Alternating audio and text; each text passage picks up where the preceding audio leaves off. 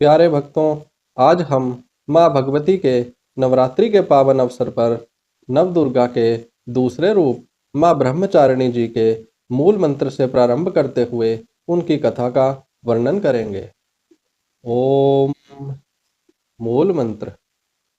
दधानाकर पद्माभ्याम अक्षमाला कमंडलू देवी प्रसीदतु मयि ब्रह्मचारिण्यनुत्तमा। कथा प्रारंभ। माँ दुर्गा की नव शक्तियों का दूसरा स्वरूप ब्रह्मचारिणी का है। यहाँ ब्रह्म शब्द का अर्थ तपस्या है। ब्रह्मचारिणी अर्थात तप की चारिणी, तप का आचरण करने वाली। कहा भी है, वेदस्तत्वम तपो ब्रह्म।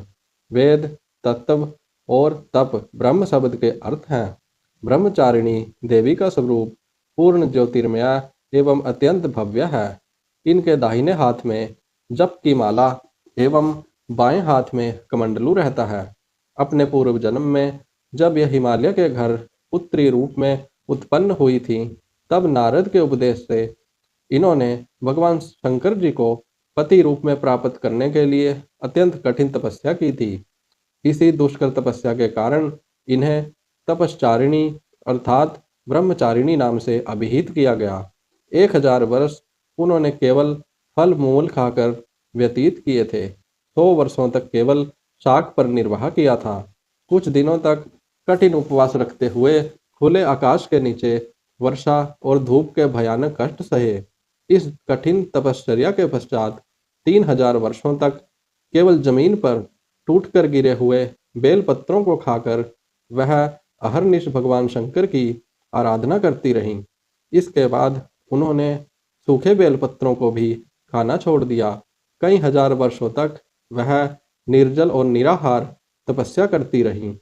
पत्तों अर्थात पर्ण को भी खाना छोड़ देने के कारण उनका एक नाम अपर्णा भी पड़ गया।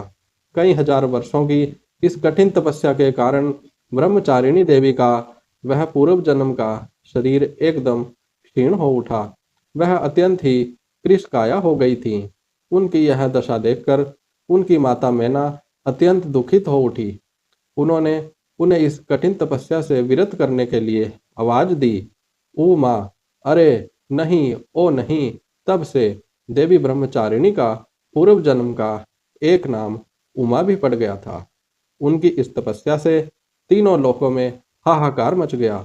देवता, ऋषि, सिद्धगण, मुनि सभी ब्रह्मचारिणी देवी की इस तपस्या को अभूतपूर्व पुण्य कृत्य बताते हुए उनकी सराहना करने लगे।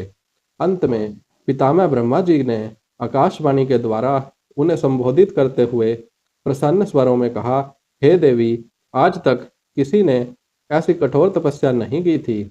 ऐसी तपस्या तुम ही से संभव थी। तुम्हारे इस अलौकिक कृत्य की चतुर्दिक सराहना हो रही है।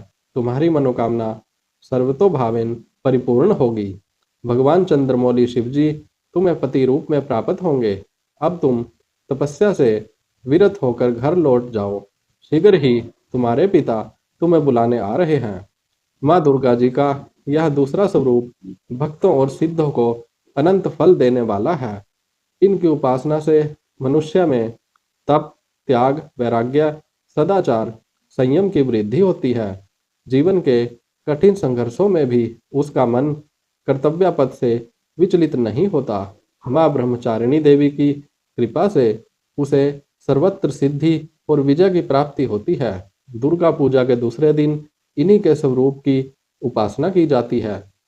इस दिन का साधक का मन स्वाधिष्ठान चक्र में स्थित होता है।